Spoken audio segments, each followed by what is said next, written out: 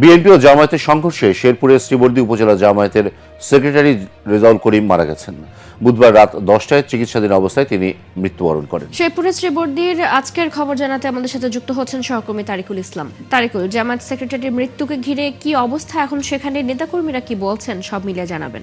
চৌতি, আপনি জানেন শেরপুরে জামাত বিএনপির মধ্যে যেই সংঘর্ষে জামাতের নেতা নিহত হয়েছেন, এই নিহতর পিছনে, এই সংঘর্ষের পিছনে সরাসরি তারেক রহমানের হাত রয়েছে বলে এখানকার জনগণ দাবি করেছেন। শেরপুরে বিএনপি ও জামায়াতের সংঘর্ষের ঘটনা ঘটেছে। সংঘর্ষে আহতদের হাসপাতালে চিকিৎসা দেওয়া হয়। গুরুতর আহত ৩ জনকে ময়মনসিংহ মেডিকেল কলেজে নেওয়ার পথে ঝিনাইগাতী উপজেলা জামায়াতের সেক্রেটারি রেজাউল করিম মারা যান। উপজেলা প্রশাসন আয়োজিত ইশতেহার পাঠ অনুষ্ঠানে চেয়ার বসাকে কেন্দ্র করে শুরু হওয়া সংঘর্ষে আহত হয়েছেন অর্ধশতাধিক। শেরপুরের ঝিনাইগাতীতে উপজেলা প্রশাসনের উদ্যোগে নির্বাচনী ইশতেহার পাঠ অনুষ্ঠানে চেয়ারে বসাকে কেন্দ্র করে বিএনপি জামায়াতের নেতাকর্মীদের মধ্যে শুরু হয় হট্টগোল। মুহূর্তে রূপ নেয় ধাওয়া পাল্টা দেওয়া ও সংঘর্ষে। মঞ্চের সামনে রাখা কয়েকশো চেয়ার ভাঙচুর করা হয়। এ সময় কয়েকটি মোটরসাইকেলে দেয়া হয় আগুন। বিএনপির হাতে হাফেজ মাওলানা রেজাউল করিমের জীবন যায়। গতকাল থেকে সোশ্যাল মিডিয়ার মধ্যে এটা নিয়ে তোলপাড়। একজন বলছে এখানে বিএনপির কোনো দোষ নাই, আবার বলছে এখানে জামায়াত ইসলামের কোনো দোষ নাই। তাহলে দোষ টাকার ভাই, আপনার আমার? রেজাউল করিম এখন আর দুনিয়ায় নাই। তার সন্তান আর কোনোদিন বাবা বলে ডাকতে পারবে না। রেজাউল করিম কোনোদিন ক্ষমতায় আসতে পারবে না, ক্ষমতাও পাবে না, টাকা পয়সাও পাবে না। এই রেজাউল করিমের এখানে দোষটা কি? দর্শক জি যেখানে আছেন আশা করি ভালো আছেন। এই মুহূর্তে পাওয়া সবচেয়ে বড় ব্রেকিং নিউজ। আপনারা জানেন শেরপুরে ঝিনাইগাতীতে ইশতিহার অনুষ্ঠানে সামনের চেয়ারে বসাকে কেন্দ্র করে কিন্তু জামাত এবং বিএনপির মধ্যে ভয়াবহ সংঘর্ষ হয়েছে। সেই সংঘর্ষে প্রায় 50 জন মানুষ আহত হয়েছেন এবং নিহত হয়েছেন হাফেজ মাওলানা রেজাউল করিম, যিনি জামাতের নেতা ছিল। দর্শক, এই ঘটনাকে কেন্দ্র করে সামাজিক যোগাযোগের মাধ্যমে তুমুল আলোচনা এবং সমালোচনার ঝড় উঠেছে এবং এটা নিয়ে বাংলাদেশের সর্বস্তরের জনগণের একটাই কথা যে এই ঘটনার পিছনে এবং এই জামাতের নেতাকে খুন করার পিছনে সরাসরি তারেক রহমান জড়িত রয়েছে। দর্শক, ঘটনা আসলে কি ঘটেছে সেটা আপনারা পুরো ভিডিওটা দেখলেই বুঝতে পারবেন। দর্শক, বিষয়ের কিছু অংশ ভিডিওর শুরুতে শিরোনামে আপনারা দেখেছেন, বিস্তারিত পুরো ভিডিও জুড়ে। তার আগে আমার একটা অনুরোধ, যারা আমার চ্যানেলে নতুন আসছেন চ্যানেলটি সাবস্ক্রাইব করে ওয়াল ক্লিক করে বেল আইকনটি বাজিয়ে দিন।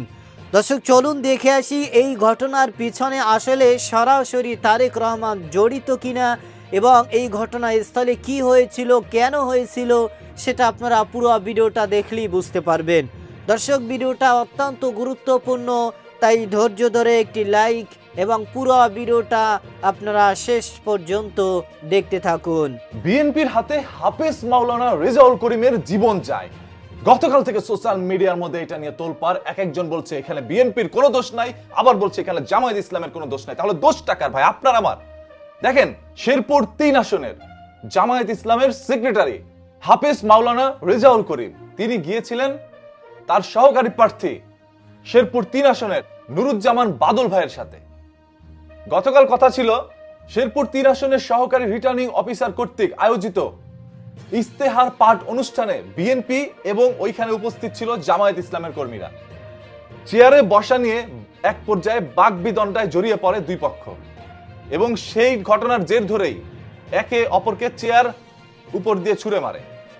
এক পর্যায়ে বিএনপির সমর্থকরা বা বিএনপির নেতৃবৃন্দরা ওইখান থেকে বেরিয়ে যায়।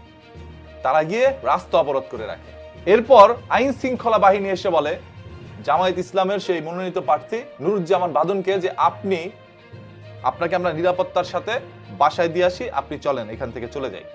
তখন সেই নুরুজ্জামান বাদন ভাই বললেন, আমি আমার কর্মীদেরকে ছাড়া আমি নিরাপদে বাড়ি চলে যাব, আমি ওরকম কাপুরুষ না, আমি এখান থেকে যেতে চাই না, আমি গেলে আমার কর্মীদেরকে নিয়ে যাব এবং এটা সরকারি রাস্তা, আমি এই রাস্তা দিয়ে যাব, অন্য কোনো রাস্তা দিয়ে যাব। এরপর বিএনপির কিছু নেতাকর্মী এসে ধরেন নুরুজ্জামান বাদন ভাইয়ের একরকম পাও ধরার কথাও বলে যে আপনি এই রাস্তা দিয়ে যায়েন না, একটা সংঘর্ষ হবে, তারপর যে কোনো হতাহতের ঘটনা ঘটতে পারে, নির্বাচন বানচাল হইতে পারে, এই কাজটা করেন না। অনেকভাবে বোঝানোর চেষ্টা করে এবং তাকে ফোন দিয়ে ঊর্ধ্বতন কর্মকর্তারাও কিন্তু বোঝানোর চেষ্টা করে, তবে তিনি কোনোভাবে বোঝেন নাই। তিনি বলছে আমরা এই রাস্তা দিয়ে বাসায় যাব, যেহেতু সন্ধ্যা ঘনিয়ে আসছে, আমাদের জীবন নিয়ে আরো আশঙ্কা বৃদ্ধি পাচ্ছে, তাই আমি এই রাস্তা দিয়ে আমার কর্মীদেরকে সাথে নিয়ে বাসায় যাব। তো যেমন কথা ভাই তেমন কাজ। আইন শৃঙ্খলা বাহিনী অনেক বোঝানোর চেষ্টা করার পরও তিনি ওই রাস্তা দিয়ে যায় এবং আইন শৃঙ্খলা বাহিনীর কাছে তিনি অনুরোধ করে আপনারা সামনে থেকে আমাদেরকে বাসা পর্যন্ত পৌঁছে দেন। এরপর সামনের দিকে আগায়, আর ওইখানে থাকা বিএনপির নেতাকর্মীরা তারাও কিন্তু দৌড়ে ছুটে আসে তাদের দিকে এবং তারাও ছুটে যায়। এক পর্যায়ে সংঘর্ষ হয়। সেই সংঘর্ষে নিহত হয় হাফেজ মাওলানা রেজাউল করিম। তার ঘরে ছোট্ট ফুটফুটে দুটি সন্তান রয়েছে। রেজাউল করিম এখন আর দুনিয়ায় নাই। তার সন্তান আর কোনোদিন বাবা বলে ডাকতে পারবে না। রেজাউল করিম কোনোদিন ক্ষমতায় আসতে পারবে না, ক্ষমতাও পাবে না, টাকা পয়সাও পাবে না। এই রেজাউল করিমের এখানে দোষটা কি? নির্বাচনের প্রচার প্রচারণা চালাতে গিয়েছিল এবং একটি ইস্তেহার অনুষ্ঠানের মধ্যে তারা অংশগ্রহণ করেছিল। সেই ইস্তেহার অনুষ্ঠানের একেবারে তার জীবনটাই যে শেষ হয়ে যাবে সেটা তিনি ভাবতেও পারেন নাই। আজ হয়তোবা জামায়াত ইসলামের সেই প্রার্থী নুরুজ্জামান বাদল ভাই হয়তোবা নির্বাচিত হবে, বা বিএনপির তার বিরোধী প্রার্থী সে হয়তোবা নির্বাচিত হবে। যেই নির্বাচিত হোক তারা ক্ষমতায় যাবে, তারা ক্ষমতা পাবে। তবে এই রেজাউল করিম ভাই কি আর ক্ষমতা পাবে? সে তো আর কোনোদিন ক্ষমতা পাবে না। সে কোনোদিন দুনিয়া আসতে পারবে না। তার সন্তান বাবা বলে ডাকতে পারবে, তার স্ত্রী তার স্বামীকে পাবে না, তার মা বাবা তার সন্তানকে পাবে না। একজন মানুষকে প্রকাশ্যে দিবালোকে এইভাবে দুনিয়া থেকে সরিয়ে দেওয়া, নির্বাচনের মাঠ গরম করা, আমরা জীবনে কল্পনাও করি নাই। 24শে আন্দোলনের পরে এরকম কোনো ঘটনা আমার এই বাংলাদেশে ঘটবে। আমরা ভেবে নিয়েছিলাম এবারের নির্বাচন সুষ্ঠু সবল নির্বাচন হবে, একটি সুন্দর পরিবেশ থাকবে যেখানে মানুষ তার স্বাধীনতার সাথে ভোট দিতে পারবে, যাকে খুশি তাকে দিতে পারবে। তবে সেই পরিবেশটা এখন আর দেখছি না। এখন নির্বাচন কমিশনার কাছে গিয়ে যদি আপনি জিজ্ঞেস করেন এরকম একটি ঘটনা ঘটছে, এখন আপনারা কি করবেন, সে বলবে কি জানেন, নির্বাচনের আগে এরকম ঘটনা ঘটতেই পারে, এগুলো খুব স্বাভাবিক, এগুলো সবসময় হয়। কারণ ওই যে ওসমান হাদি ভাই যখন শহীদ হইল তখনও তিনি এই কথাই বলেছেন। তো কার কাছে বিচার দিবেন? আজ দেখতেছি বিএনপির অনেক সমর্থকরা ফেসবুকের মধ্যে পোস্ট করে আলহামদুলিল্লাহ বলতেছে রেজাউল করিম ভাইয়ের মৃত্যুর সংবাদ শুনে। এইটা কেমনে পারে একটা মানুষ? এদের কাঁধে হাত রেখেই তো ভাই আপনারা জুলাই আন্দোলনের মধ্যে সবাই সামিল হয়েছিলেন। আজ কেন ক্ষমতার জন্য একে অপরকে এইভাবে দুনিয়া থেকে সরিয়ে দিচ্ছেন? এখানে নুরুজ্জামান বাদল ভাইকে যখন বোঝানো হয়েছিল আপনি এই পথে যায়েন না, তিনি যদি না যাইতো এরকম কোনো সংঘর্ষ হইতো না। এবং অন্যদিকে বিএনপিও যে রাস্তা অবরোধ করে রাখছে তাদেরকে যেতে দিবে না, এটাও তাদের অন্যায়। দুই পক্ষেরই অন্যায় আছে। এক হাতে তো তালি বাজে না, মোটামুটি তালি বাজাইতে হয়। তবে সশস্ত্রভাবে একটা মানুষকে ধারালো অস্ত্র দিয়ে আঘাত করে দুনিয়া থেকে সরানো হয়েছে। তারা অস্ত্র সহ এখানে উপস্থিত ছিল। তো কারা অস্ত্র সহ এই মিছিলের মধ্যে অংশগ্রহণ করে তাদেরকে চিহ্নিত করুন, তাদেরকে ধরুন, তাদেরকে শাস্তির আওতায় নেন। আমরা এই দেশে এরকম কোনো নির্বাচন চাই না। দর্শক, আপনারা জানেন শেরপুরে জিনাইগাতিতে ইশতিহার অনুষ্ঠানে জামাত এবং বিএনপির মধ্যে কিন্তু এক ভয়াবহ সংঘর্ষ হামলা হয়েছে। শুধুমাত্র সামনের চেয়ারে বসাকে কেন্দ্র করে জামাত সামনের চেয়ারে বসতে চাইছে, বিএনপিও সামনের চেয়ারে বসতে চাইছে। এটাকে কেন্দ্র করেই কিন্তু সেখানে এক ভয়াবহ উত্তেজনা সৃষ্টি হয়েছে এবং সেই উত্তেজনা থেকেই কিন্তু এক প্রকার সংঘর্ষ সেখানে হয়েছে, যেই সংঘর্ষের কারণে কিন্তু বিএনপির কিছু সন্ত্রাসী, বিএনপির কিছু দুর্নীতি এবং কিছু চাঁদাবাজির লোকেরাই কিন্তু জামাতের নেতাকে টার্গেট করেই কিন্তু তাকে একেবারে বিদায় করে দিয়েছেন।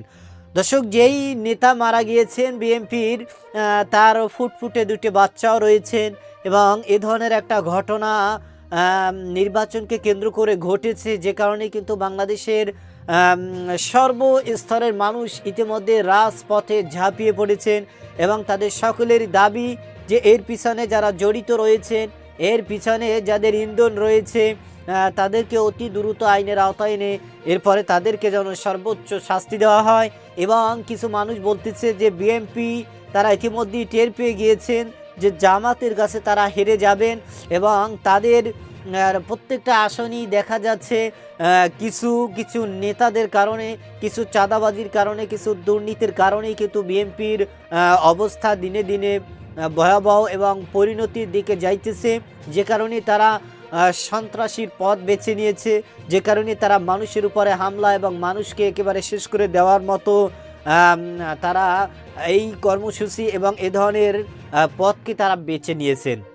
দর্শক, এই জামাত এবং বিএনপির মধ্যে যেই একটা অঘটন ঘটেছে এটা কিন্তু খুবই স্বাভাবিক একটা জিনিস নিয়েই কিন্তু চেয়ারে বসাকে নিয়ে, সামনের কাতারে সামনের চেয়ারে বসাকে কেন্দ্র করে কিন্তু এ ধরনের একটা ঘটনা ঘটেছে।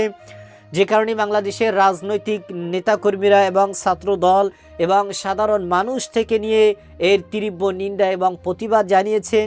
সামান্য একটা বিষয় নিয়ে যদি বাংলাদেশে এখনও মানুষ নিহত হয়, মানুষ আহত হয় এবং এটা নিয়ে একটা উত্তপ্ত পরিবেশ সৃষ্টি হয়, তাহলে বাংলাদেশ কিভাবে স্বাধীন হলো এবং বাংলাদেশের মানুষ কিভাবে নিরাপত্তা পেল এবং বাংলাদেশের মানুষ কিভাবে নিরাপত্তার সহিত বেঁচে থাকবে।